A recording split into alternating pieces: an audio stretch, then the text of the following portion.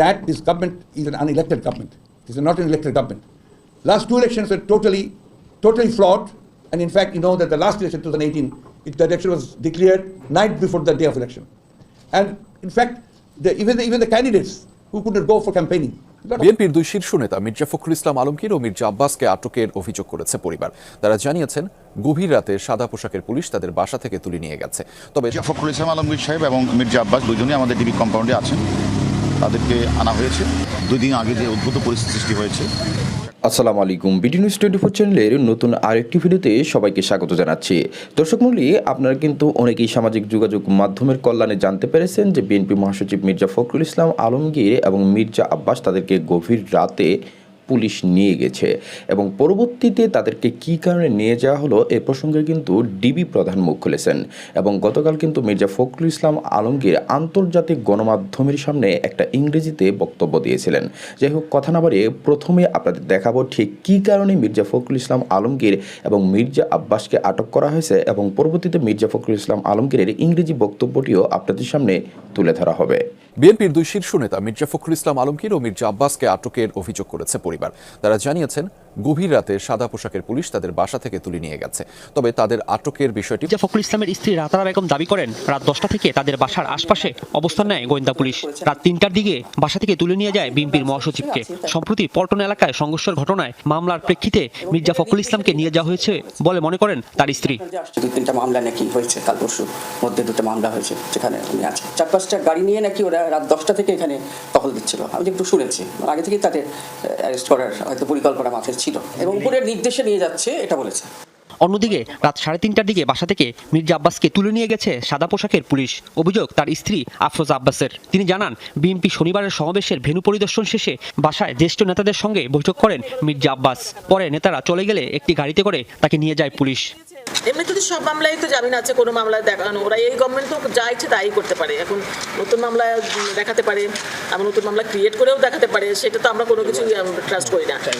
এর আগে মির্জা আব্বাসের নেতৃত্বে ঢাকা গণসমাবেশের জন্য কমলাপুর স্টেডিয়াম ও বাংলা কলেজের মাঠ পরিদর্শন করে বিএনপি প্রতিনিধি দল। পরে মির্জা আব্বাস জানান স্থায়ী কমিটির সাথে বৈঠকের পর সিদ্ধান্ত জানানো হবে। 10 তারিখে আমাদের সমাবেশ হবে, ইনশাল্লাহ শান্তিপূর্ণ একটা সমাবেশ হবে যেখানে সবাই স্বতঃস্ফূর্তভাবে অংশগ্রহণ করতে পারবেন। ভেন্যু বিষয়ে এখনও চূড়ান্ত সিদ্ধান্ত নিতে পারেনি বিএনপি।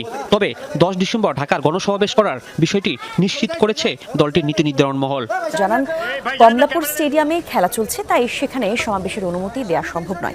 বিএনপিকে মিরপুর বাংলা কলেজ মাঠে কর্মসূচি পালনের কথা বলা হয়েছে বলে জানান ডিবি প্রধান।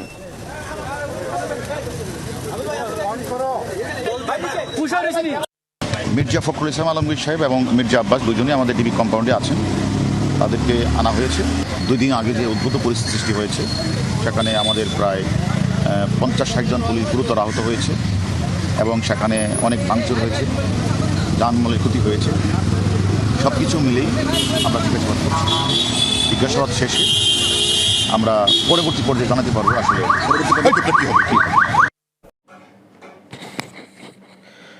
দর্শক মণ্ডলী, আপনারা কিন্তু দেখলেন যে কিভাবে মির্জা ফখরুল ইসলাম আলমগীর এবং মির্জা আব্বাসকে আটক করা হয় এবং ডিবি প্রধানের বক্তব্যটিও কিন্তু আপনারা ইতিমধ্যে শুনেছেন।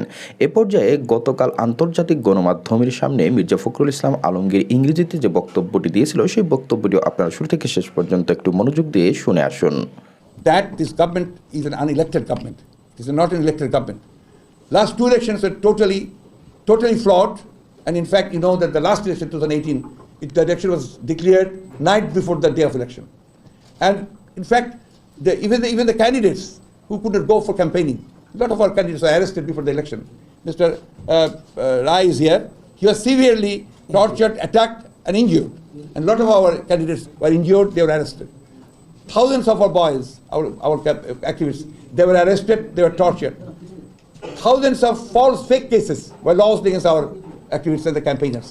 So you know the understand of what happened at that time. And in 2014, 154 candidates were declared uncontested, and only 5% people they went for voting. So no vote at all. And this time, they have formed an election commission without consulting the other political parties. And unilaterally, they named the people and they have selected their own men, they are all our leaders. And the political scenario in the country, you are observing it, that when a liberal democratic political party has declared as peaceful programs of divisional gatherings. 3 days earlier, the government-supported unions, of transport unions, they declared hartals and strikes 3 days earlier. Our workers and leaders, they were arrested from their homes, houses, and they were barred from coming to, even to other transports, in all the places. But people there, they overcome the whole situation and they attended the gatherings very successfully, and the meetings were held very successfully. This time in Dhaka, just before, even if it was 1 month ago, they started saying that there will be no elections, there will be no meetings in Dhaka city. Nobody will be allowed to hold any meeting here, and they will not be allowed to gather. They were saying all these things. They are threatening people. They are threatening everybody. So that is the scenario now. I told you earlier that in from our party, which is the biggest, largest political party, 600 people have been enforced disappearance has happened, and they just disappeared. More than thousands have been killed, and more than 3.5 million people, they were given fake cases. Still, today, this morning, I had been in the court with 2 cases. Mr. Mirza was also there with several cases, and these things are continuing for the last 14 years. So there is no, in fact, there is no democratic environment here. There is no democratic space. We are not being allowed to hold our processions, meetings freely. It's not. Even in the media, the media is not free. In the judiciary is completely controlled by the government. In fact, the total authoritarianism is being held here in Bangladesh. So in Bangladesh, the crisis now is it's a authoritarian and a fascist government is ruling this country. They are violating all the provisions of the constitution. They are violating all the normal rules of democracy and not giving any space to the people. This is the whole situation. On course of action. People will decide. We will go to the spot. We will go to our present. Where we have decided to hold our meeting, we will go there. But people will decide what course of action they will take. But the people will decide on their own. But what do you? We will, please. The party. The plan of BNP, if I may add, please. Since I'm from AFP, Mr. Secretary General, what is your plan about the rally? You say the government will take the full responsibilities. There's a responsibility of the government to take to safeguard the interest of the opposition political parties and the people, the citizens of this country. Are you still sure? To your to the alliance, to the partners of your alliance, previous alliance. We have no alliance now. You know that we have declared that the other political parties who believe in democracy, they will be having their programs jointly. That means simultaneous programs. That is, we call it in Bengali Jugapad program. Simultaneous programs. They will have to do it from their own premises, from the offices. দর্শক মণ্ডলী, আপনারা কিন্তু মির্জা ফখরুল ইসলাম আলমগীর আন্তর্জাতিক গণমাধ্যমে ইংরেজিতে বক্তব্য দিয়ে বর্তমান দেশের পরিস্থিতি যে তুলে ধরেছেন সেই বিষয়টি জানতে পারলেন।